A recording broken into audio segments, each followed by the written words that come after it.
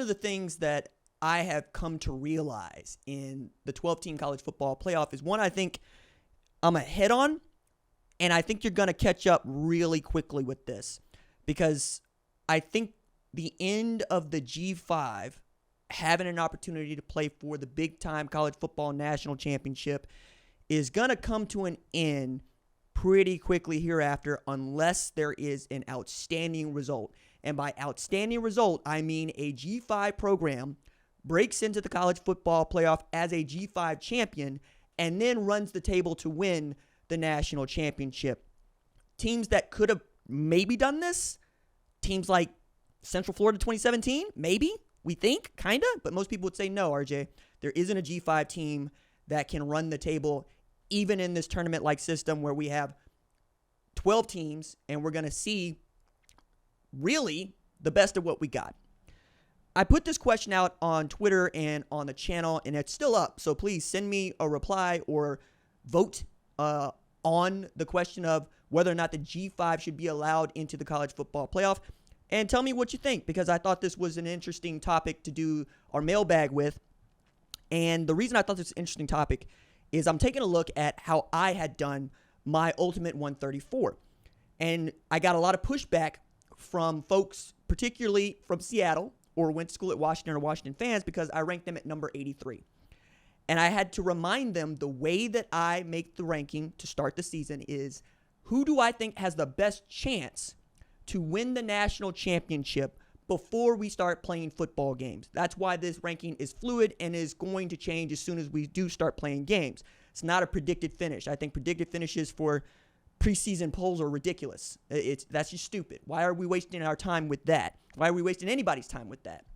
However, when I looked at some programs like number 37 Memphis in my ranking, like Appalachian State, like number 49 UTSA, like number 67 Jacksonville State, all ranking ahead of Washington, what I had to lay out for them is Washington has a much more difficult road to the college football playoff than Jacksonville State. Even though Jacksonville State just got to FBS and is playing in Conference USA, because the way that these rankings have worked in the past, you're going to have the highest ranked group of 5 champion, which could be an undefeated Jacksonville State or an undefeated UTSA or an undefeated Memphis, make the college football playoff as an automatic qualifier. They are in. Meanwhile, if you are Washington, especially going into this year, you have 5 ranked opponents on your schedule, and you got to get 10 wins to be in consideration as a third or, Lord help us, 4th Big Ten team that might make the college football playoff with an at-large berth. And those losses need to be convincing. You cannot be Wisconsin getting stomped out 59-0 in the Big Ten championship game and expect to be in as a Big Ten contender, right? We're penciling in close games for the ACC, for the SEC, for the Big Ten, for the Big 12. And then of those, we're going to find out which one of those losers we are much more likely to see in the college football playoff. I think what we're going to see is an inverse of what happened for Ohio State in 2021. When they lost to Michigan, they didn't get to play in the Big Ten championship game, and yet the College Football Playoff Selection Committee still thought it was one of the 4 best teams in the sport and invited it to the College Football Playoff, and they gave one hell of a game to Georgia. Noah Ruggles makes a field goal. We're talking about Ohio State being national champs over Texas Christian because we never thought Texas Christian was going to beat Michigan, and that's what happened.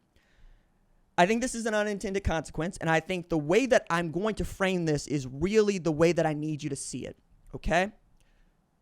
If you are Ohio State, and let's say you have a down year, let's say you win 9 games, you go 9-3, your close losses are perhaps to 3 top 10 teams, okay?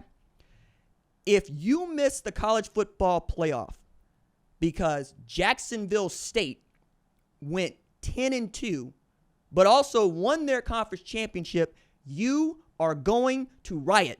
You are not going to be okay. You are not going to be okay. You are going to say to everybody that is listening, we have a better football team. We play in a tougher league. What is going on? And you would be right. It would be not unlike the same argument that Florida State would give to almost anybody else. We did everything we were asked to do.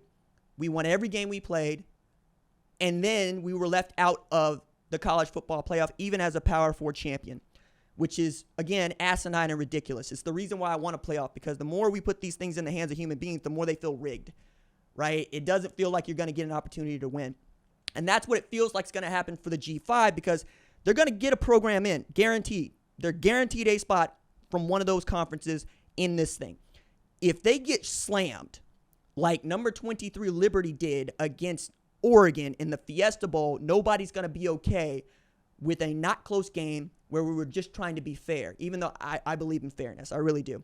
And that is the reason why I think we're going to see the G5 go away, and you're going to see G5 commissioners start to really try to figure that part out, because I don't think that they believe that they are going to win a national championship against the field that makes up the Power 4. What I do believe is that they want an opportunity to get a spot, okay?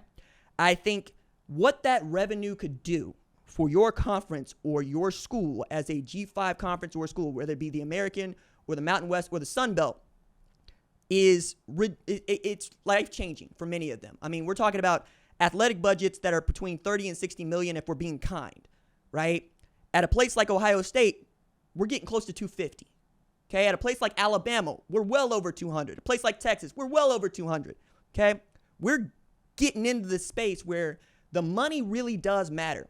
So if you are, let's choose my alma mater, the University of Tulsa, and you go undefeated, you win the American, and you get into the college football playoff, that money could be used to change so much and do so much good for the athletic department, let alone the university and its acclaim. Because remember, your college football program is your best marketing agency. Full stop. That's why we play college football. People know a winner. People want to be associated with a winner. And when you want to recruit more students, better students, to your program, you have a winning program or a popular program. Colorado is a popular program. It's not a winning program. Yet, they've seen a ridiculous rise in prospects wanting to go to school there, in enrollment, and they get to charge more for tuition, and they get to actually act like higher education is a business. It's not, but it'd be nice if you could get to do that. I think that's where we're getting at. And I was looking at a lot of the comments that people were giving me, and everybody more or less makes a good point. There's some pithiness in here, like, what is Notre Dame then? It's a GDI. It's an independent, right?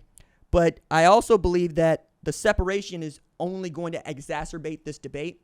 So I think the solution will be, if we want to put a G5 program into the college football playoff, it will be because they proved it to everybody, and that selection committee cannot ignore it. That said, it's going to be difficult. It's going to be real difficult, because the one that I would put in front of you again is an undefeated Memphis, an undefeated Tulsa, and a 3-loss Ohio State, a 3-loss Texas, a 3-loss Alabama, a 3-loss Florida State, a 3-loss name brand in college football. Because what you want, if you are running the television product, is a name brand. You don't want to have to educate anybody about Boise State football, Wyoming football, Nevada football, UNLV football. You want people to know who it is that's in this thing, so it can matter to people that aren't college football aficionados, not unlike the Super Bowl. People show up to watch the Super Bowl even though they don't like football. That's what you need. That's what you want. That's how the sport continues to grow.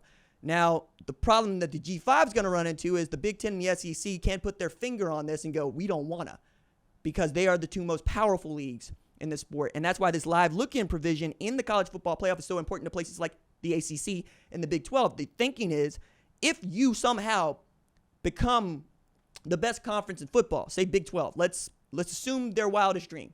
They have the national champion for the next 3 years. They would be able to tell the Big Ten and the SEC to take a hike, because they would be the money conference that people would want to associate with. And then they would be able to renegotiate some television contracts and what have you. I don't think there's a calculus here for the G5 to feel good.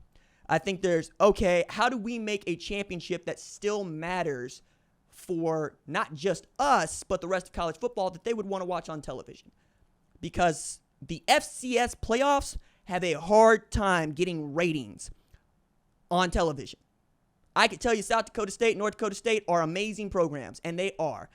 That's number one. Number two, you probably have to look up who the mascots are, Bison and the Jackrabbits. You would probably have to look up where they are located. You would probably have to look up their head coach, let alone their star players. That is a form of education that we have gone away from in television because we just want to feed people what we know they already want. It is difficult to ask someone to give a damn about TU football unless TU football is in their face all the time the way that Colorado is in everybody's face all the time. I genuinely believe that we're going to get to a schism, and I think they are going to try to come up with a championship that also allows for a G5 program to get into the big-time college football playoff. And, I don't know that that's going to get a bunch of pushback because how often are you going to extend that invitation to them as opposed to automatically allowing them to qualify?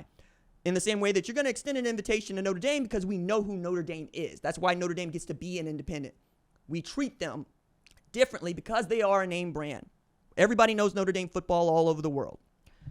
That's their benefit, and they've been able to monetize that, and they've been able to make that work for them, and you would not like to let that happen again if you are in a conference. That is the reason why the automatic qualifying bids have been such a big deal, right? Like the G5 was always going to throw a fit if they couldn't get at least one team into this, and for good reason, right? You really do need them right now as the playoff is going because Cincinnati got invited, The part that I think is more interesting is, okay, when we get to the automatic qualifiers, the Big Ten and the SEC are going to say, why don't we have two?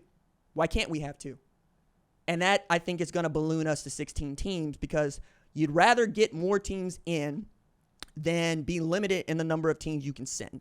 Now, does this mean that the college football playoff is going to become a glorified Big Ten versus SEC matchup? Likely, foreseeable future. But do you want the sport to continue to grow, and do you want the sport to continue to matter? That's the question to answer. I know that I've been talking a bunch about this, but I've been sitting on this segment for a little while, and it's a difficult segment to get off the ground because I guarantee you this one just people aren't going to watch it as much as I would like them to, but this is one of the more important ones, and I would love to know what you think. Also, subscribe to the channel if you haven't already. We're racing toward 100,000 subscribers, and every time you hit that button, it matters to me personally. Thank you.